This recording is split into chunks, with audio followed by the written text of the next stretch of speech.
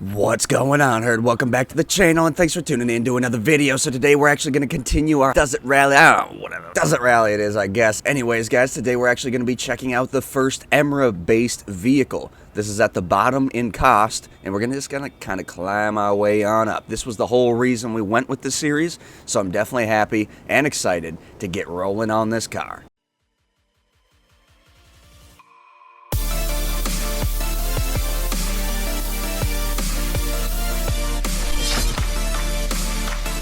The Does It Rally series has been pretty efficient. It's been pretty simple. I already have the experience with the Does It Drift series, so it's been going real smooth. However, we've been testing the drip feed cars. The cars as they kind of come out as drip, and I mean the Silvestre and the Sentinel Classic, they were definitely rally cars. They fit right into that budget and actually kind of helped the channel grow a little bit doing that. But now we actually need to focus on why we offered this series, and that is to show you guys the EMRA vehicles. And with round one at Zancudo just coming up around the bend, it's time we start speaking about this. I think it's actually overdue. So let's get this thing to the track and let's see what this thing really has. And here we go. So we actually are going to be bringing it to the Blaine County Open. This is definitely the longest of the 5 tracks in the EMRA Rally Racing Championship Series. See, I started thinking about what I was going to say, and there we go. I kind of took your thing. What I was going to say is we're judging these things on 3 aspects, but then my brain started thinking, what the heck are the 3 aspects? I always go through this little spiel every time I do this Does It Rally series, because we do it backwards. We actually end with cost. The first is the handling and controllability, just the line that it's able to take. And the second is speed, and as I said, third and final will be the cost, summing up what you're getting out of it for the cost that you paid for it. Now, if you notice, I'm sure you do notice, this is a Sultan sedan. This is not the Sultan RS. The Sultan RS was a messed up. Rockstar should have left that in the sports class. Now it's in the super class. We can't do anything but moan and bicker at this point in time about it. Saved it. Technical point on the track here. It's not a good point to talk. In that same point in time when they added that car and they added in the Banshee 900R, which is one of our gems in the drift world for sure. However, again, it went into the supercar class, and that was one of the big issues that, why our gem is a little scuffed up, necessarily. If you want to go down that analogy anyway, so to speak. We had a really, really great car in the Banshee 900R for the first, week it existed, and maybe even 2 days, and then people complained so much that it was slippery and slidey, and it was supposed to be this race car because it was added in a time of racing. A bunch of racing, stuff was going. I can't remember exactly what it was, but well, anyways, they changed it up, and now it's substantially touchier. I don't know exactly how to explain the 900R. I'm a big fan of the 900R, so I don't view it as a big negative, but I know it was better before they hot fixed it. And they hot fixed it because they had to, because it was in the supercar class and it didn't compete with the supercars. If they would have just left it in the sports car class. Of course, we're going down the road of the Banshee 900R here. That's probably not what we should do. We should be talking about the Sultan. And right now, it's actually handling quite well. Now, we need to first note, guys, that this is an all-wheel drive vehicle. All 4 wheels spin to the ground. That's going to help you with the controlling line significantly in rally. I'm a big fan of all-wheel drive vehicles in the rally. Now, I do have some luck with some rear-wheel drive cars, too. And the Sentinel Classic did make it in, so technically we have already covered one. However, yeah, you can use the turbo actually for Series 1 too. Yeah, it's just going to be a really weird Series 1. We're just trying to make it as diverse as we possibly can. And at the end of the series, we'll see if that was possible or if it was not possible. And we'll try to revise according to that analytic.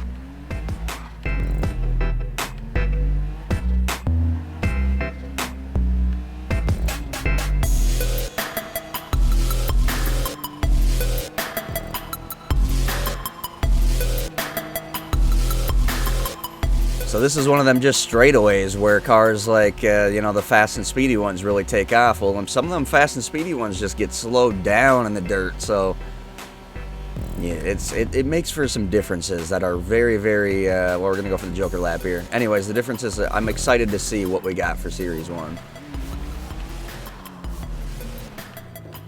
Very dangerous Joker lap there.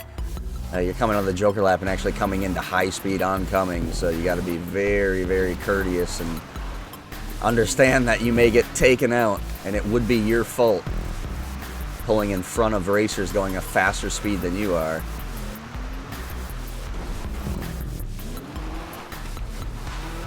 I know some people like to... Oh, man, as soon as I talk. I was about to say, I know some people like to complain about the Sultan. No, it's not going to compete, and it's too slow, and this and that. Well, if you're a good enough driver in this vehicle, and you can learn how to tune it in and learn its little quirks, you can definitely keep... You're going to keep up with the front of the pack, for sure. There's no questions about it. Now, if you get a crazy good driver in, this car, and then a crazy good driver in the best car, there has to be a best car. Plain and simple, there's going to be one well-rounded car, maybe two of them.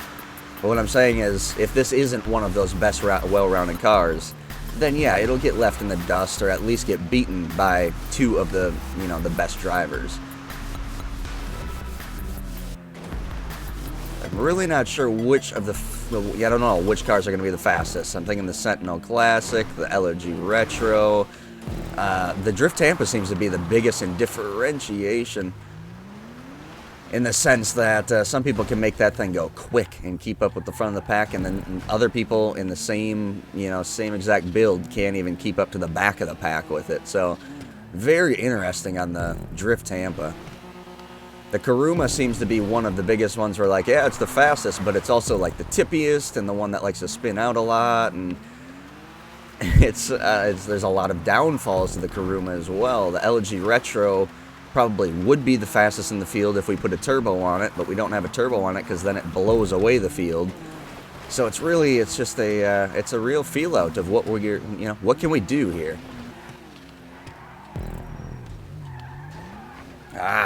People hate those tires. Well, those tires are there for a reason, because they will stop you.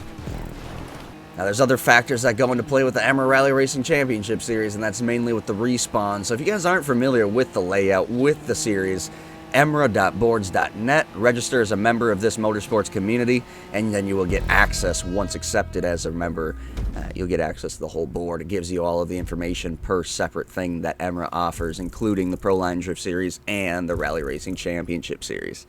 So for me, one of the hardest things to calibrate in this rally series is speed. And I've really been trying to figure out how I can really get an accurate reading on speed. I've been thinking maybe just like a short circuit and handling. Now, I actually kind of like the handling in this. Now, here's the deal. I'm not sure if I have the brakes in this thing or not. The brakes are something that are fundamental with this build. You don't have to... I really messed my car up there, didn't I? You don't have the brakes in here, you're going to kind of do what I just did there. If something makes me feel like I don't have the brakes, and we're actually going to go check that out now. All that needs to happen is things that need to be recorded. What, are you kidding me? The brakes, we do have the brakes in there, so even though that was really just my mess up. So the brakes we got in there, the bumper, we do have a bumper on there. The rear, we got that splitter. It's going to help us a little bit, oddly, believe it or not. Engine, obviously we got that all the way up. Did put the aftermarket exhaust on there. Explosives, no. Hood, carbon fiber. Horns, no. Lights, on sale, but no. Loss prevention plate. We put that blue and yellow one on there. Respray, we're going with that Subaru look. Sales price is only $36,000. Very cheap car. We do put the skirts on there, the spoiler, that higher end spoiler. Spoiler is kind of crucial as well to keep you... Okay, so we got street suspension. I'm gonna raise this thing all the way up to stock suspension. Transmission all the way up, turbo all the way up. Wheels, we got tuner wheels on this thing. We put that limo tint in there. Oh yeah, roll cage right there. Roll cage. And that does it for this build. Now, as I said, for handling, controllability, this car is, I like it. Some people don't like it. It's too slow, or it's too this or too that. If you find your line and keep momentum in rally, you guys aren't understanding how valuable that is.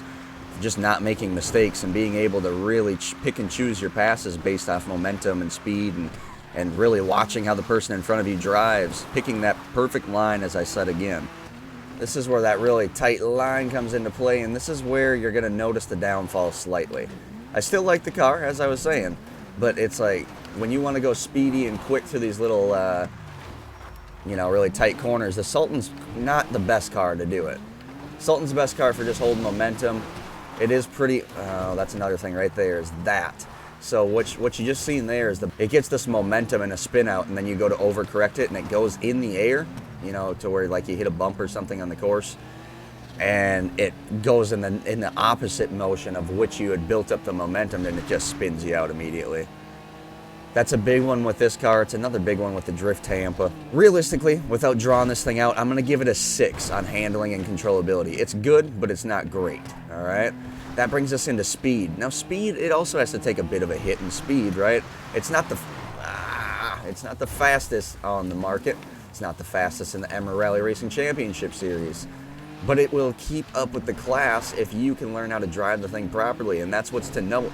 A lot of people are like, well, the car is worthless, the car isn't, you know, well, it's because you're not used to the car, for one. I mean, I've only used the car for a little bit here and there, and it feels like every time I use it, I get a little bit more used to the handling line of the car.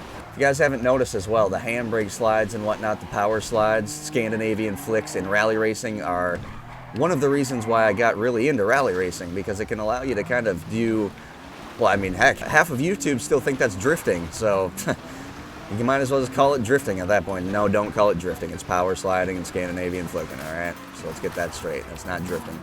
That was not a drift right there. That was a power slide. So speed, I think I'm going to give it an equivalent grade as the prior. I think we're going to go with right around that 6 to 6.5 mark. It's nothing too spiffy. Now, the reason it can compete with the rest of the field in the EMRA Rally Racing Championship Series is because we allow it to have a turbo, and we only allow 3 of the 7 cars, now yeah, 7, right, with the Sentinel Classic, to have a turbo, okay? So this is one of those 3, and without the turbo, this car would be a sluggish, it would be a slug, let's just say that. So let's give it a 6.5 for speed. It's nothing too spiffy, as I said. And then that's bringing us into cost. Now, cost is where she's shining. Cost is a big reason why it's even on the field. It's not because of its performance so much as because you can get into rally racing and be able to compete with the field for, like, you know, $200,000 for the whole setup, customized and in your garage.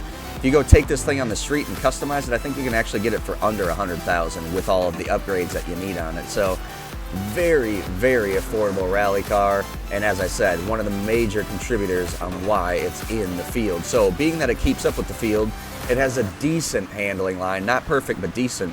So cost, I'm going to give it the 9 it deserves here, okay? And the reason I'm giving it a 9 and not a 9.5 or a 10 or a lower score is because it doesn't deserve a lower score than a 9. So 21.5 is really, that's not too bad. And the average score in this seems to be right around the 22 to 24 mark. So to be at 21, just below average for the cost of the tuner, you know, probably right around 85 to 100,000. Yeah, you can't overlook the Sultan sedan here.